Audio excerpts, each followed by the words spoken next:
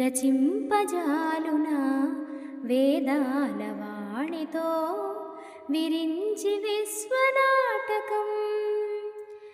నీ సైగ కానిది జగాన సాగునా ఆయోగమాయతో మురారి దివ్య పాలనం.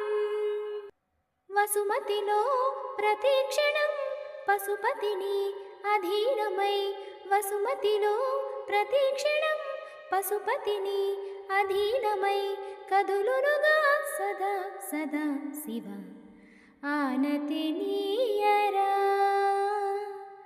హరా.